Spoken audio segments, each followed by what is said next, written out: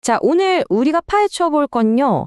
바로 그 똑똑하다는 최신 AI 모델들한테도 사실은 생각지도 못한 약점이 있다는 겁니다.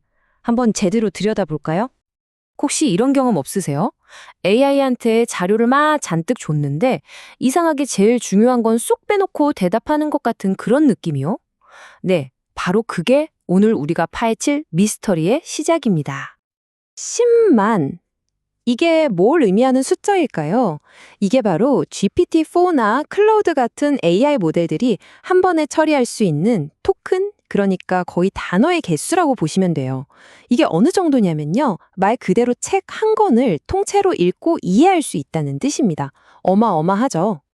자, 그런데 바로 여기서 이상한 점이 생깁니다. 한쪽에서는 책 한 권을 다 읽을 수 있다고 하는데 왜 가끔은 바로 눈앞에 있는 답도 못 찾는 걸까요? 이건 뭐랄까. 시험 범위는 달달 외웠는데 정작 문제는 못 푸는 그런 학생 같다거나 할까요? 분명 뭔가 문제가 있는 거죠. 그래서 이걸 그냥 둘 수 없죠. 스탠포드 대학이랑 사마야 AI 연구원들이 이 미스터리를 풀기 위해 나섰습니다. AI의 기억력을 제대로 테스트해보려고 아주 재미있는 실험을 하나 설계했거든요. 실험 이름이 재밌어요. 건초더미에서 바늘 찾기. 방법은 정말 간단하면서도 핵심을 찌릅니다. 일단 AI한테 질문을 하나 던져요. 그리고 나서 수십 개의 관련 없는 문서 뭉치, 이게 바로 건초더미죠. 이걸 줍니다. 그 안에 정답이 들어있는 딱 하나의 문서, 즉 바늘을 숨겨놓는 거예요. 그리고 진짜 중요한 건 이 바늘의 위치를 문서 뭉치의 맨 앞, 중간, 맨 뒤 이렇게 옮겨가면서 AI가 과연 정답을 찾아내는지 보는 거죠. 자, 그럼 결과는 어땠을까요? 연구원들이 뭘 발견했을까요? 이게 정말 AI를 쓰는 우리 모두가 꼭 알아야 할 내용입니다. 결과는 정말 충격적이었습니다. 바로 이 그래프를 보세요. 완벽한 U자 모양이죠? 이게 무슨 뜻이냐면 정답, 즉 바늘이 문서 뭉치의 맨 처음이나 맨 끝에 있을 때는 정확도가 85%로 아주 높았어요. 그런데요, 똑같은 정답을 중단으로 옮기니까 정확도가 55%까지 뚝 떨어지는 겁니다. 와, 말 그대로 중간에서 그냥 길을 잃어버린 거죠. 실제로 연구 논문에서도 이렇게 말합니다. 모델이 입력 문맥의 중간에 있는 정보에 접근해야 할 때 성능이 현저하게 저하된다. 그러니까요, 정보의 내용이 어려운 게 아니에요. 단지 그 정보가 어디에 있느냐, 그 위치 하나 때문에 성능이 이렇게나 달아진다는 겁니다. 정말 놀랍지 않나요? 근데 더 재밌는 건 뭔지 아세요? 이게 사실 우리 인간한테도 있는 현상이라는 겁니다. 들어보셨을 거예요. 초두 효과, 그리고 최신 효과. 우리가 목록 같은 걸 외울 때 맨 앞에 있는 거랑 맨 뒤에 있는 걸 제일 잘 기억하잖아요. 바로 그겁니다. 인간의 기억력이 가진 이 고질적인 문제가 이 최첨단 AI에서도 그대로 나타나고 있다는 거죠.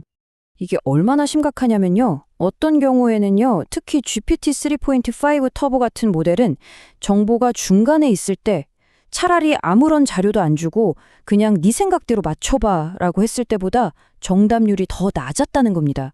이건 뭐 정보를 줬더니 오히려 더 헷갈려 하는 셈이잖아요. 정말 황당한 결과죠. 자, 여기서 이런 생각이 들 수 있어요. 에이, 이건 그냥 복잡한 질문에 답하는 특수한 상황에서만 그런 거 아닐까? 하고요. 좋은 지적입니다. 그래서 연구팀도 이걸 확인해 보려고 훨씬 더 단순하고 기본적인 테스트를 하나 더 해봤습니다. 이번엔 그냥 아주 간단한 작업이에요. 긴 데이터 목록에서 특정 키에 해당하는 값을 찾아내는, 뭐랄까, 그냥 단순 검색 같은 테스트죠. 그런데 결과가 어땠을까요? 놀랍게도 똑같았습니다. 여기서도 정확하게 그 U자 모양의 성능 곡선이 또 나타난 거예요. 이건 이제 빼도 박도 못하는 거죠. 이 중간에서 길을 잃는 문제가 AI의 아주 근본적인 결함이라는 뜻입니다. 좋습니다. 그럼 AI가 중간에 있는 정보를 잘 기억 못한다는 건 알겠어요. 그래서 그게 나랑 무슨 상관인데? 라고 생각하실 수 있죠. 자, 이제부터 이 발견이 실제로 AI를 쓰는 우리에게 어떤 의미가 있는지 한번 이야기해 보겠습니다. 이게 정말 중요하거든요. 우리가 보통 어떻게 생각하죠? AI한테 자료를 많이 주면 줄수록 더 똑똑한 답이 나올 거다, 다다익선이다, 이렇게 생각하잖아요. 그런데 이 그래프를 한번 보세요. 그게 완전히 틀린 생각일 수도 있다는 걸 보여줍니다. 문서를 많이 줘서 정답이 그 안에 포함될 확률은 당연히 높아지죠. 하지만 AI가 실제로 정답을 맞히는 확률, 즉 정확도는 어느 지점부터는 거의 오르질 않아요. 그냥 평평해지죠. 이게 어느 정도냐면요. 한 실험에서는 문서 개수를 20개에서 50개, 그러니까 2배 넘게 늘려줬거든요. 그랬더니 GPT 3.5 터보의 성능이 얼마나 올랐을까요? 고작 1.5% 올랐습니다. 1.5%요. 이건 뭐 정보를 더 주는 게 오히려 AI를 더 헷갈리게만 만들고 있다는 뜻이죠. 일종의 수익 체감 현상인 겁니다. 자, 지금까지의 이야기를 종합해보면 우리는 아주 중요한 교훈을 얻을 수 있습니다. 그럼 이제 이 지식을 가지고 AI의 이 맹점을 어떻게 피해서 더 좋은 결과를 만들어낼 수 있을지 그 실용적인 팁을 좀 알려드릴게요. 그래서 우리가 뭘 해야 하느냐? 이 4가지만 기억하시면 됩니다. 일종의 치트시트죠. 첫째, 배치가 전부다. 제일 중요한 지시나 정보는 무조건 맨 앞이나 맨 뒤에 넣으세요. 둘째, 중간은 위험지대입니다. 긴 글의 중간에 핵심 내용을 숨겨두면 AI가 못 찾을 확률이 아주 높아요. 셋째, 양보다 질입니다. 무작정 정보를 많이 주는 게 능사가 아니에요. 오히려 더 짧고 핵심만 담은 프롬프트가 훨씬 나을 수 있습니다.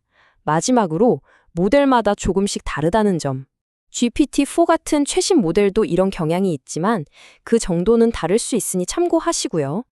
자, 오늘 이야기를 마무리하면서 이런 질문을 던져보고 싶습니다. 앞으로 AI의 진짜 발전은 뭘까요? 단순히 더 많은, 더 큰 기억력을 갖게 되는 걸까요? 아니면 자기가 가진 기억을 더 잘, 더 현명하게 사용하는 방법을 배우는 걸까요? 아마 이 질문에 대한 답이 앞으로 AI가 나아갈 길을 보여주지 않을까 싶습니다.